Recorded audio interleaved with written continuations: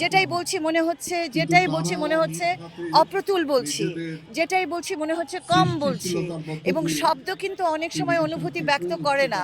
সেজন্য তোমরা যখন আমাদের থেকে শব্দ চাও, আমার দিতে ইচ্ছে করে না, এবং মনোয়ার ভাই আমাকে ঠিক সেই অনুভূতির মধ্যে ফেলে দিয়েছে। উনি আমাদের উনি আমাদের জীবনের একটি অংশ, উনি এই দেশের সংস্কৃতির অংশ, উনি আমাদের বেড়ে ওঠার অংশ। উনি না থাকলে আমার আমার সংস্কৃতি অনেকাংশেই কি বলবো, শূন্যতায় থেকে যেত। আর ওনার ক্যানভাসটা এত বড়, উনি তো শুধু পাপেট না, উনি একজন আর্টিস্ট, উনি একজন টেকনিক্যাল ম্যান। উনি টেলিভিশন নিয়ে যে কাজগুলো করেছে বাংলাদেশের প্রথম দিন থেকে, সেগুলো তো তোমরা নিশ্চয়ই জানো। হ্যাঁ, বলো এই মানুষের সম্পর্কে কোথা থেকে শুরু করব, কোথায় শেষ করব? যখনই আমি বলতে যাচ্ছি, এই যে তিনজনকে বললাম, আমার বিরক্ত লেগে গেল। কেন জানো?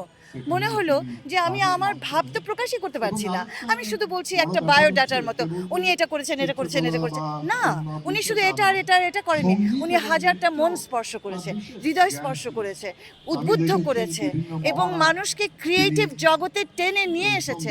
ফটোগ্রাফি জগতে ওনার ইন্সপিরেশনে অনেক বাচ্চারা এসেছে। আমি উনাকে আমি ব্যাখ্যা করতে পারছি না, কিন্তু এইটুকু বুঝি যে আজকে যদি উনি আরো 2 বছরও বাঁচতেন, উনি কিন্তু অ্যাক্টিভ থাকতেন। ওনার অসুস্থতার আগের দিন পর্যন্ত উনি সারাটা দিন আমাদের সাথে কাটিয়েছেন। তো শূন্যতা তো বটেই।